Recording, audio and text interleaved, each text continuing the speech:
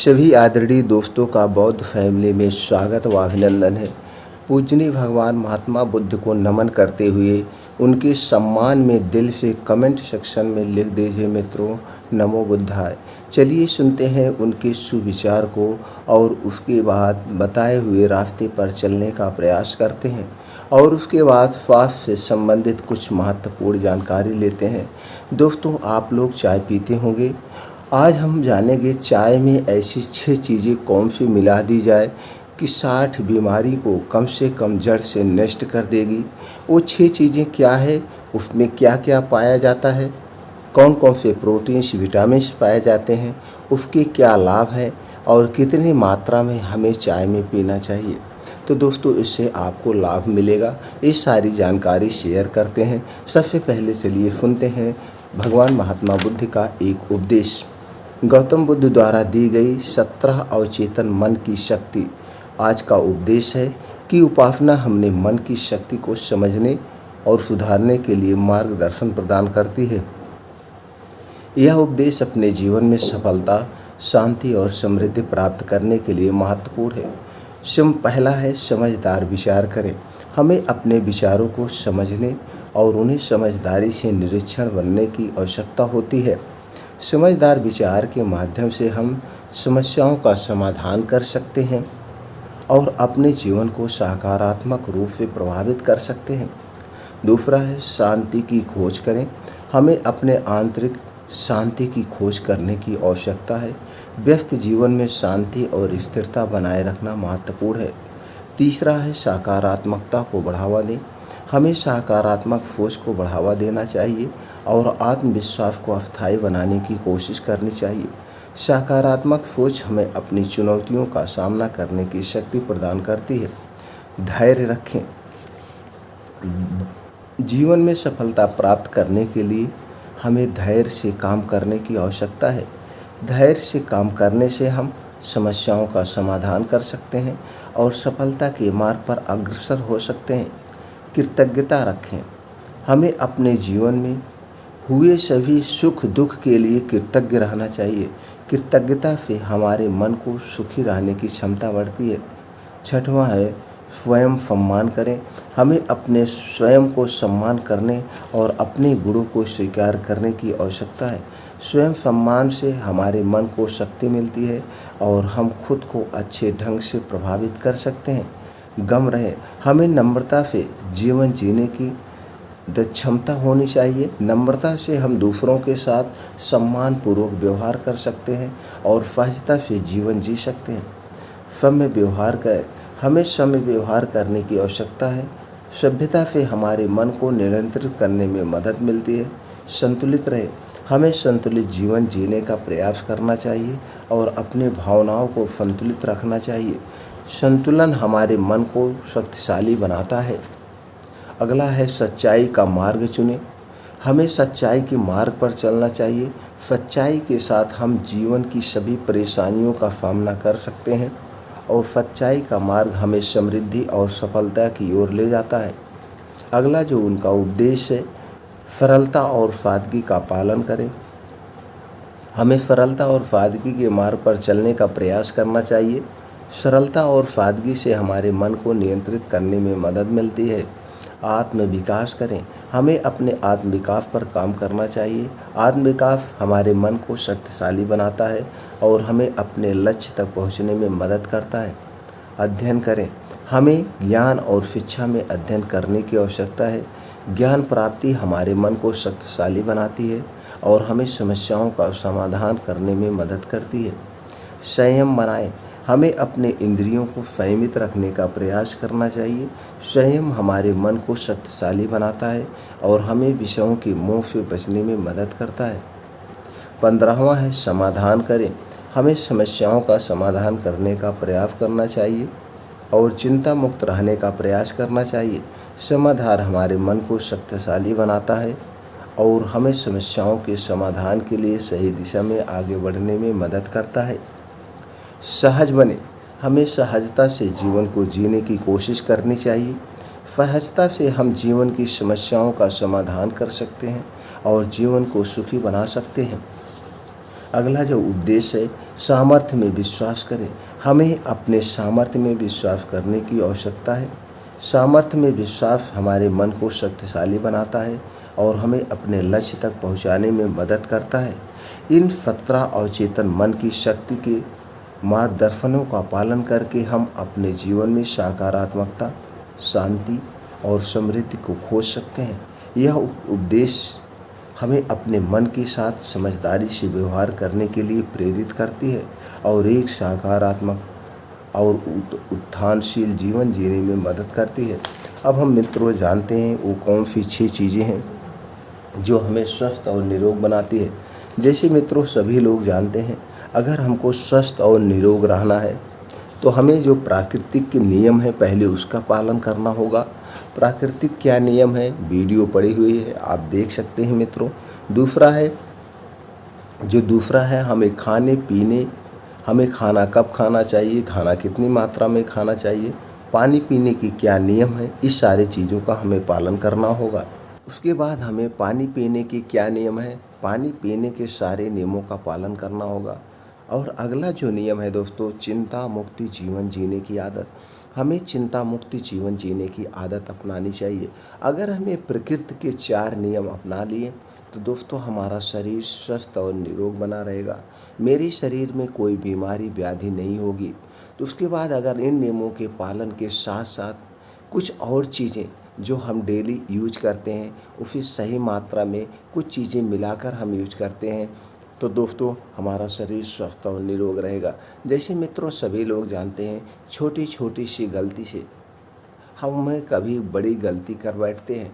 उसी तरह से छोटे छोटे स्वास्थ्य नियमों का हम पालन करके बड़ी गंभीर बीमारी से बच सकते हैं। तो दोस्तों आज हम जो आप लोगों को 6 चीज़ें बताने वाले हैं। आप चाय पीते हैं तो चाय में इतनी मात्रा में अगर इसको आप डाल देंगे तो दोस्तों आपको मतलब जुखाम, बुखार, वायरल फीवर, जितनी भी गंभीर बीमारियां हैं उससे आपको बचत करेगी। 6 चीज़ें कौन से हैं, चलिए क्रम वाइज जानते हैं। उसके बाद आएंगे उसमें कौन कौन से तत्व पाए जाते हैं, उसके फ़ायदे क्या है। तो दोस्तों सबसे पहला जो है हमने लिया है तुलसी की पत्ती। अब तुलसी के पत्ते में कौन कौन से विटामिन पाए जाते हैं, सबसे पहले उसको जान लेते हैं। तुलसी के पत्ते में पाए जाते हैं vitamin K, vitamin A, vitamin C, calcium, phosphorus, magnesium, zinc, iron, antibacterial, antiviral, antifungal, immunity booster, अल्फोनिक एसिड, यूजेनॉल, एंटीऑक्सीडेंट व अन्य तत्व पाए जाते हैं।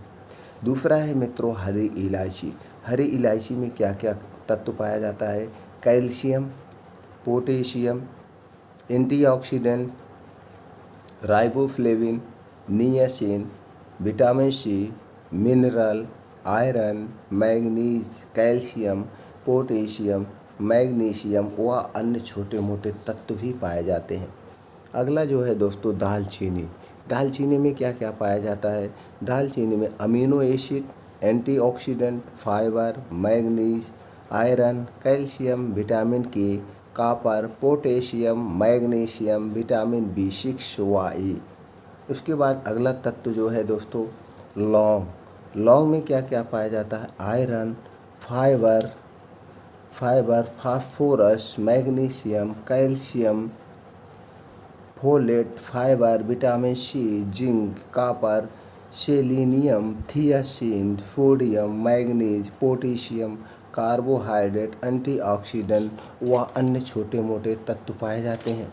उसके बाद दोस्तों हम क्या लेते हैं, उसके बाद काली मिर्च। काली मिर्च में क्या क्या पाया जाता है उसे हम जान लेते हैं। काली मिर्च में पाया जाता है दोस्तों essential oil, piperine oil, antibacterial, antioxidant, immunity booster, vitamin A, vitamin C, vitamin K, vitamin B6, sodium, potassium, mineral व अन्य तत्व पाए जाते हैं। उसके बाद मित्रों है सोंठ। सोंठ में पाया जाता है vitamin C, calcium, phosphorus, iron, zinc, copper, manganese, chromium, antibacterial, antioxidant, antiviral व अन्य तत्व पाए जाते हैं। अब इसको हम कैसे प्रयोग करें, अब ने 6 चीज़ें आप जान गए दोस्तों। पहला क्या है, तुलसी की पत्ती, दूसरा हरी इलायची, तीसरा दालचीनी, चौथा लौंग और पांचवा काली मिर्च और छठा है सौंठ। ये 6 चीज़ों का आपको एक कम्बिनेशन बनाना है। ये 6 चीज़ें आपके किचन में होगी, किचन में नहीं होगी तो आपके आस-पास होगी, आपके आस-पास नहीं होगी तो पंसारी की दुकान से आपको आसानी से मिल जाएंगी।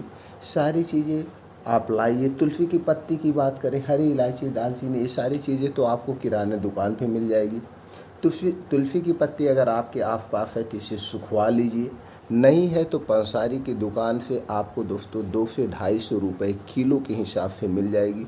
आप वहाँ से 250 ग्राम, 100 ग्राम, 50 ग्राम, जो भी आप जितनी मात्रा में पाउडर बनाना चाहते हैं वहाँ से ख़रीद लीजिए।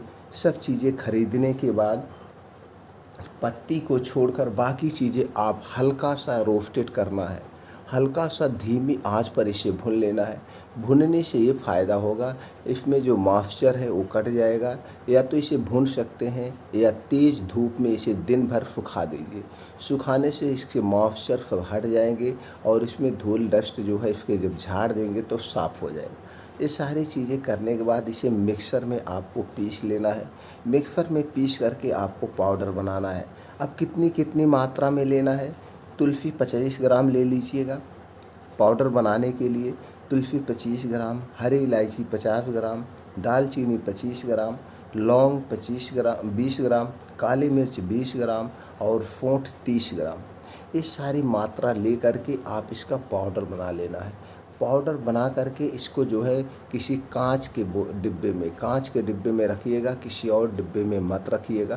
कांच के डिब्बे में रख दीजिएगा। उसके बाद जब भी आपको खाना हो मतलब चाय पीना हो तो चाय पीने वाले में आप इसको डाल देना है।